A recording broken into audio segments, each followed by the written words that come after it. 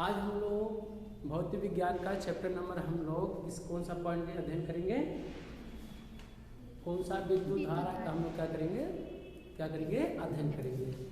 तो विद्युत धारा में हम लोग कुछ पढ़े थे, इसके पहले विद्युत धारा पढ़े थे, इसके बाद क्या पढ़े थे, इसके बाद पदार्थों की प्रकृति के बारे में, यानी विद्युत प्रतिरोध के बारे में हम लोग पढ़े थे। क्यों? और ये भी हम लोग पढ़े थे कि प्रतिरोधों में जो धारा होता है, यानी धारा के साथ साथ जो उसमें प्रतिरोध होता है, प्रतिरोध किन किन बातों पर निर्भर करता है, तो हम लोग पिछले पार्ट में हम लोग पढ़े थे। आज हम लोग क्या पढ़ेंगे, हम लोग आज पढ़ेंगे ओम का नियम, कि ओम का नियम हम लोग क्या है, किसे हम कहते हैं, इसी बात को हम लोग क्या करेंगे जानेंगे। तो ओम का नियम क्या कहता है, ओम महोदय ने दिया था इस नियम को, इसलिए ओम का नियम भी कहा जाता है। इस नियम को ओम महोदय ने दिया था, इसलिए उन्हीं के नाम पे हम लोग क्या पढ़ते हैं, ओम का नियम।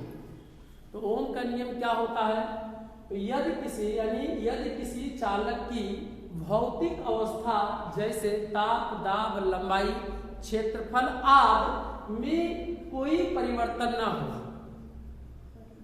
तथा उनके सिरों पर लगाए गए विभवांतर, ये कब नियम लगाया जाएगा। ओम महोदय ने कहा है कि यदि किसी चालक तार की ना तो लंबाई में कोई परिवर्तन किया जाए, ना तो उसके अनुप्रस्थ काट के क्षेत्रफल में परिवर्तन किया जाए, ना तो टेम्परेचर यानी ताप में परिवर्तन किया जाए, और ना तो दाब में कोई क्या किया जाए, परिवर्तन किया जाए, तब ऐसी दशा में तब उनकी सिरों पर लगाए गए जो विभवांतर तथा उसमें बहाने वाली धारा का अनुपात एक नियतांक होता है। ओम महोदय ने कहा कि यदि किसी चालक की लंबाई में, ना तो उसकी मोटाई में, ना तो उसके टेम्परेचर में कोई परिवर्तन ना किया जाए, तब जो उस चालक तार के सिरों पर लगाया गया जो विभवांतर होता है तथा उसमें बहाने वाली धारा का अनुपात क्या होता है, बटे, दोनों का अनुपात क्या होता है, एक नियतांक होता है। और इसी नियतांक को हम लोग क्या कहते हैं, विद्युत प्रतिरोध कहते हैं। और इस नियतांक को किससे प्रदर्शित करते हैं, तो कैपिटल आर से क्या करते हैं, प्रदर्शित करते हैं। और इसी नियम को हम लोग क्या कहते हैं, ओम का नियम कहते हैं। अब इसी बात को हम लोग दूसरे शब्दों में भी कह सकते हैं, ओम के नियम को, कि चालक के सिरों पे जो लगाया गया जो विभवांतर होता है, उसमें बहने वाली धारा के क्या होता है, समानुपाती होता है।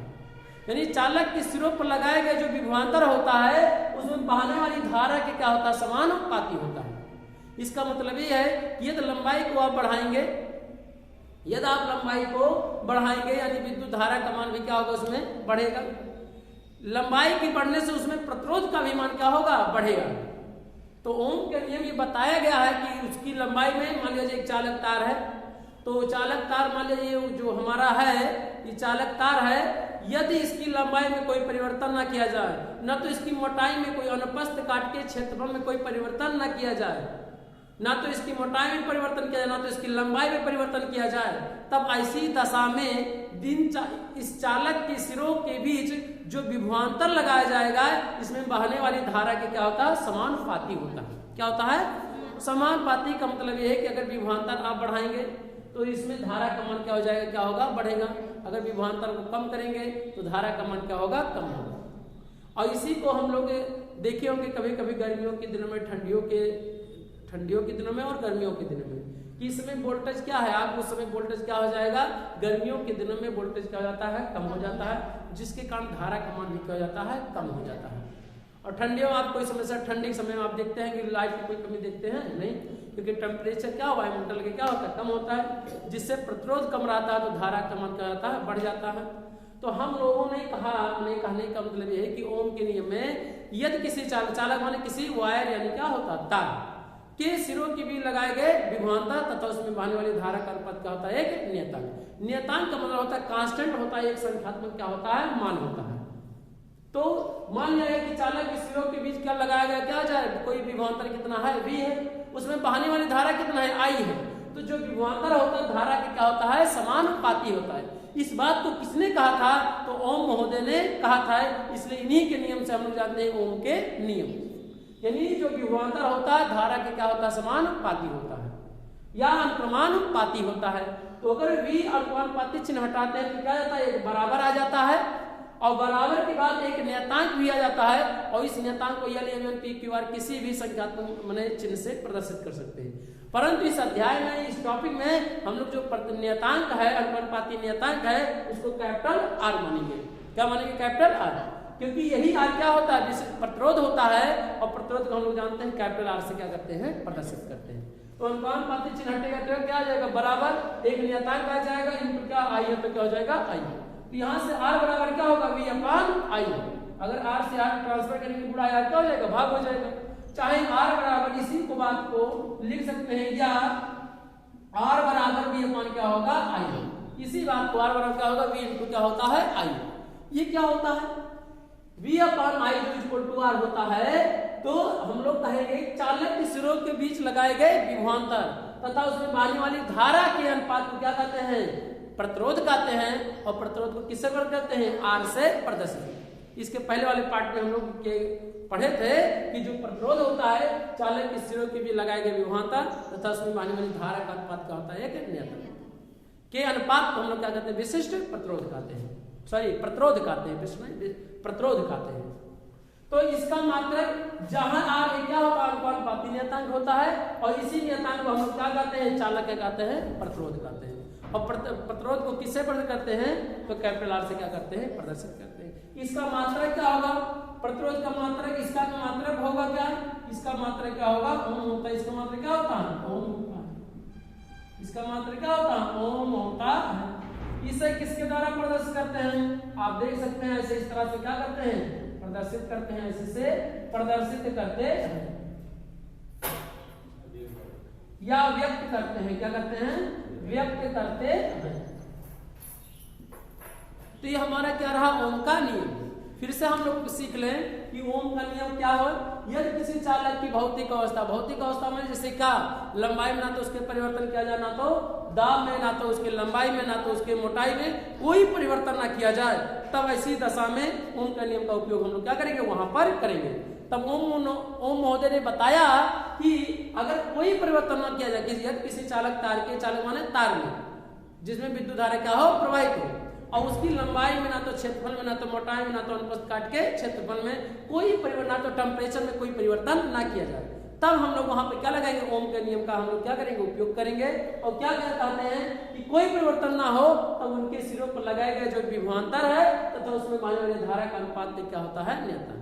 तो मान लिया किसी चालक के सिरों पर लगाया गया विभवांतर कितना है? V, उसमें बहने वाली धारा कितना है? I हो, तो V अनुपाती कितना होता है? I। अर्थात इसी बात को हम लोग कह सकते हैं कि अनुपाती चिन्ह हटेगा तो क्या जाएगा? बराबर, और अनुपाती चिन्ह हटता है एक नियतांक आ जाता है, वह नियतांक इसलिए हम लोग क्या मानेंगे? Capital R। इनटू I है तो I, R बराबर क्या होगा? V अपन क्या हो गया? I। या R बराबर V अपन क्या लिखेंगे? I। तो हम लोग जान चुके हैं कि इसी नियम को हम लोग क्या कहते हैं? ओम का क्या कहते हैं? नियम कहते हैं। अब हम लोग इसके बाद क्या करेंगे? अन्य टॉपिक को हम लोग क्या करेंगे? पढ़ेंगे अच्छी तरह से। अब हम क्या पढ़ेंगे? विशिष्ट प्रतिरोध पढ़ेंगे। विशिष्ट प्रतिरोध क्या होता है? तो यानी किसी चालक तार का प्रतिरोध चालक तार की लंबाई के अनुक्रमानुपाती हो तथा उसकी अनुप्रस्थ काट के क्षेत्रफल के व्युत्क्रमानुपाती होता है। किसी चालक तार का, तो किसी चालक तार का प्रतिरोध चालक तार की लंबाई के अनुक्रमानुपाती तथा उसके अनुप्रस्थ काट के क्षेत्रफल की क्या होता है? व्युत्क्रमानुपाती होता है। इसके पहले वाले पार्ट में हम लोगों ने पढ़ा था कि प्रतिरोध किन किन बातों पर निर्भर करता है? लंबाई पर, क्षेत्रफल पर यानी अनुप्रस्थ काट के क्षेत्रफल पर, टेम्परेचर पर, पदार्थ की प्रकृति पर क्या करता है? विशिष्ट प्रतिरोध क्या करता है? निर्भर करता है। तो यानी वहां से बताया गया था, तो कहा गया यहाँ पर कि जो चालक तार का जो प्रतिरोध है, कौन सा प्रतिरोध? चालक की लंबाई की क्या होगा? अनुक्रमानुपाती। यानी किसी चालक तार की लंबाई को जब आप बढ़ाएंगे तो उसमें प्रतिरोध का मान क्या हो जाएगा? बढ़ जाता है। अगर चालक तार की लंबाई को आप कम करेंगे तो उसमें प्रतिरोध का मान क्या हो जाएगा? कम हो जाएगा। दूसरा और क्या बताएगा कि व्युत्क्रमांक उसके अनुप्रस्थ काट के यानी क्षेत्रफल के क्या, मान लीजिए वायर होता है तो इसके सामने वाला जो क्षेत्रफल है गोल की आकृति का यानी मोटाई का वाला देख रहे हैं इसके, इसी को अनुप्रस्थ काट का क्या कहते हैं? क्षेत्रफल। जो सामने वाला गोलाकार आपको दिखाई पड़ रहा होगा वही क्या है? अनुप्रस्थ काट का क्षेत्रफल। तो ये कहा गया था कि अगर एरिया को आप क्या करेंगे, कम करेंगे, तो उसमें जो प्रतिरोध का मान क्या हो जाएगा, बढ़ जाएगा। और अगर मोटाई को ज्यादा करेंगे तो प्रतिरोध क्या हो जाएगा, कम हो जाएगा। तो यानी जो प्रतिरोध है लंबाई के अनुपाती होता है और तथा अनुप्रस्थ काट के क्या होता है, क्षेत्रफल के क्या होता है, व्युत्क्रमानुपाती होता है। मान यही कहा गया है कि किसी चालक तार का प्रतिरोध चालक की लंबाई के अनुपाती तथा उसकी अनुप्रस्थ काट के क्षेत्रफल के क्या होता है, व्युत्क्रमानुपाती होता है। मान लिया जाए कि माना किसी चालक तार का प्रतिरोध कितना है, R है। मान लिया गया कि चालक तार है, एक वायर होगा और मान लिया जाए यही क्या है, वायर है। मान लिया जाए ए से बी तक ले प्रतिरोध को हम लोग ऐसे प्रदर्शित करने का ये क्या है, तरीका है। ये इसमें प्रतिरोध कितना है, R है और इसकी लंबाई ए से अगर देखा जाए ए से बी की लंबाई, तो ए की लंबाई कितना मान लिया गया, L मान लिया क्या गया, L मान लिया। तथा इसकी जो मोटाई होगा, इसके सामने वाला का जो मान लिया जाए ये वायर होता है ऐसे इस तरह से, ऐसे गोलाकार की ऐसे होता है, ऐसे इस तरह से एक वायर होता है ऐसे, तो इसकी अनुप्रस्थ का क्षेत्रफल कितना मान लिया गया, ये मान लिया। क्या मान लिया गया, ये एक वायर है, इसके सामने वाले का क्षेत्रफल कितना है, ये, इसकी लंबाई कितना है, L, और इसमें प्रतिरोध का मान कितना है, R। तो R क्या होता है, यानी प्रतिरोध होता है। प्रतिरोध किसके अनुपाती होता है, चालक की लंबाई के अनुपाती। तो यानी चालक का जो तार यानी R है वो लंबाई की क्या हो गया, अनुक्रमानुपाती हो गया। एक स्टेटमेंट लंबाई की क्या होता है, अनुक्रमानुपाती। इसके बाद व्युत्क्रमानुपाती होता है, तो R व्युत्क्रमानुपाती क्या होता है, 1/a। जब दाहिनी बाईं रास 1/, करके होती है तो इसी को हम क्या पढ़ते हैं, व्युत्क्रमानुपाती पढ़ते हैं। यदि नहीं रहेगा 1/, तो क्या पढ़ेंगे, अनुक्रमानुपाती पढ़ेंगे। और अब इसी नियमों, दोनों नियमों को क्या किया जाए, मिला दिया जाए। मिलाएंगे दोनों नियमों को, तो दोनों नियमों को मिलाने पर तो R की वैल्यू कितना आएगा, R अनुपाती क्या होगा, L/, ये हो जाएगा। इसी नियम को यानी इसी चीज को यहाँ पर कहा गया है, किसी चालक तार का प्रतिरोध चालक की लंबाई की क्या होता है, अनुक्रमानुपाती। तो ये लंबाई L की क्या है, अनुक्रमानुपाती है तथा उसके अनुप्रस्थ काट के क्षेत्रफल के व्युत्क्रमानुपाती होता है। तो व्युत्क्रमानुपाती यानी 1/, करके यहाँ पर ये तो ये हो गया। यानी दोनों नियमों को जब हम मिलाएंगे तो ये प्राप्त होगा। और हम लोग जानते हैं, आगे बढ़ाएंगे कि R ये क्या है, प्रतिरोध है। चलिए ये अनुपाती चिन्ह है, इसको हटाते हैं तो क्या जाता है, बराबर आ जाता है और इसके साथ में एक नियतांक भी आ जाता है। उस नियतांक को L1 PQR किसी भी अच्छा ABCD से भी प्रदर्शित कर सकते हैं, लेकिन यहाँ पर एक सिंबल द्वारा प्रदर्शित किया गया है जिसे हम लोग क्या पढ़ते हैं, रो पढ़ते हैं। क्या पढ़ते हैं, रो। और रो क्या है, अनुपाती क्या है, नियतांक। ठीक है, और इंटू L/, है तो क्या हो जाएगा, L/, यानी R बराबर रो इंटू L/, ये प्राप्त हुआ। रो क्या है, एक अनुपाती क्या है, नियतांक है। L क्या है, चालक की लंबाई। ये क्या है, चालक के तार के यानी अनुप्रस्थ काट का क्या है, क्षेत्रफल है। और अनुप्रस्थ काट का क्षेत्रफल का मतलब है कि मान लीजिए वायर होता तो इसके सामने वाला जो गोलाई आपको दिखाई पड़ रहा है, ये क्या है, अनुप्रस्थ काट का क्षेत्रफल। यानी जहां रो एक अनुपाती नियतांक है और इस नियतांक रो को क्या कहते हैं, विशिष्ट प्रतिरोध या विद्युत प्रतिरोधकता कहते हैं। जो एक अनुपाती नियतांक की रो है और इसी रो को हम लोग क्या कहते हैं, विशिष्ट प्रतिरोध कहते हैं। यानी अगर इसका देखा जाए तो जो प्रतिरोध है यानी विशिष्ट प्रतिरोध एक क्या है, नियतांक है। उस का नियतांक उसी नियतांक को हम लोग क्या कहते हैं, विशिष्ट प्रतिरोध कहते हैं। और इसी नियतांक को प्रतिरोध कहते हैं। तो इसके यानी अगर रो बराबर ज्ञात करना चाहें तो तिरछा गुणा करेंगे तो कितना आ जाएगा, R इंटू ये बराबर रो इंटू क्या हो जाएगा, L। इसी बात को अगर हम लोग तिरछा गुणा करें, R इंटू क्या हो जाएगा, 1/, है, R बराबर रो इंटू L/, ये है। अगर एक मानकर तिरछा गुणा करें तो क्या प्राप्त होगा, प्राप्त ये होगा तो रो इंटू L बराबर क्या हो जाएगा, R इंटू क्या होगा ये, और तब रो बराबर कितना होगा, R इंटू AY क्या होगा, सॉरी AY कितना होगा, AY कितना होगा। यानी जो विशिष्ट प्रतिरोध का जो सूत्र हमें प्राप्त हुआ, रो बराबर R इंटू AY L। ये क्या है, चालक तार का अनुप्रस्थ काट का क्षेत्रफल है और ये है चालक तार की क्या है, लंबाई है। और लंबाई मैंने आप जानते हैं कितना लंबा वायर होता है, 2 मीटर, 4 मीटर, 5 मीटर, 6 मीटर, जो भी हो। तो यहां से यानी रो बराबर R इंटू क्या है, L/, ये है। अब इसी से इसका क्या ज्ञात किया जाए, मात्रा ज्ञात किया जाए। जो रो है, रो क्या है, विशिष्ट प्रतिरोध है।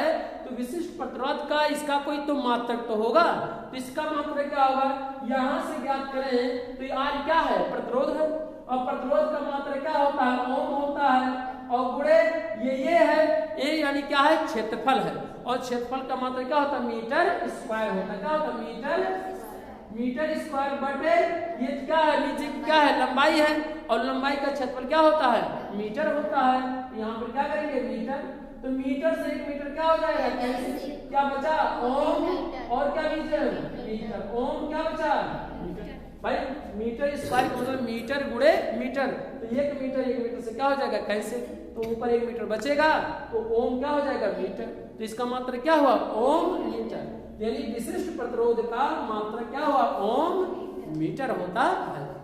तो हम लोगों ने सीखा विशिष्ट प्रतिरोध क्या होता है, एक नियतांक होता है, क्या होता है, एक नियतांक। हम लोग विशिष्ट प्रतिरोध की परिभाषा किससे ज्ञात करते हैं, तो आप देख सकते हैं किससे हम लोग ज्ञात कर सकते हैं, किससे, चालक का जो प्रतिरोध होता है उसी से हम लोग क्या करते हैं, ज्ञात करते हैं, चालक की लंबाई से, चालक के अनुप्रस्थ काट के क्षेत्रफल से, और किससे, चालक के प्रतिरोध से हम लोग विशिष्ट प्रतिरोध ज्ञात करते हैं।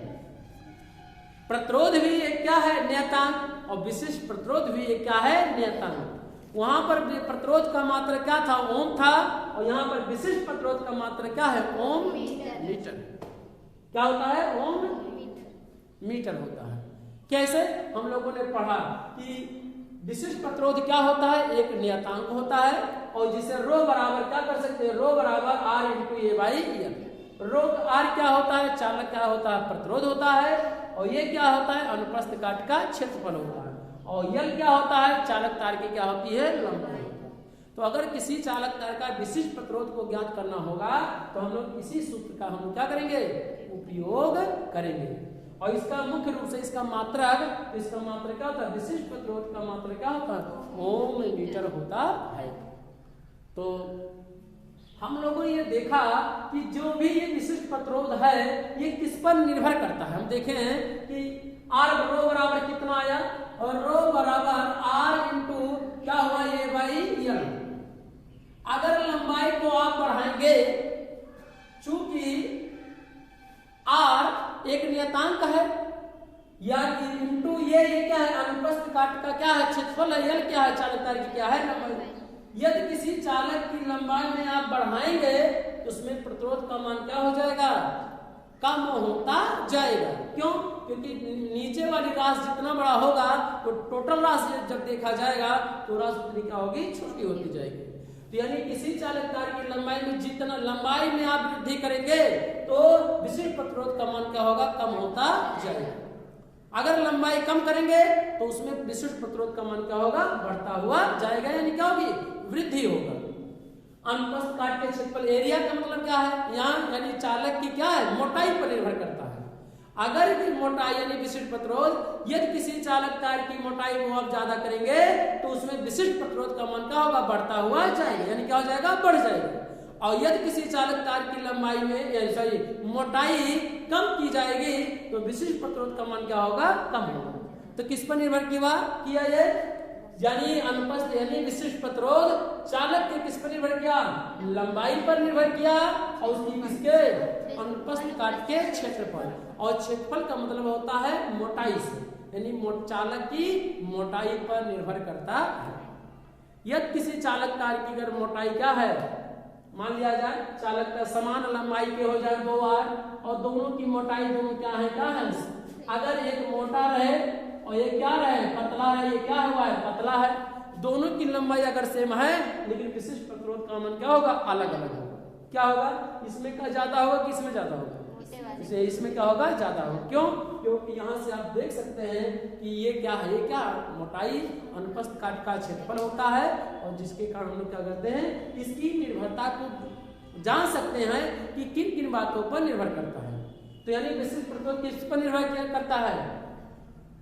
क्वेश्चन अगर आ जाए कि अगर किसी चालक की लंबाई को क्या कर दिया गया, दुगना कर दिया गया, तो बताइए इसमें विशिष्ट प्रतिरोध का मान क्या होगा, क्या मान प्रभाव पड़ेगा।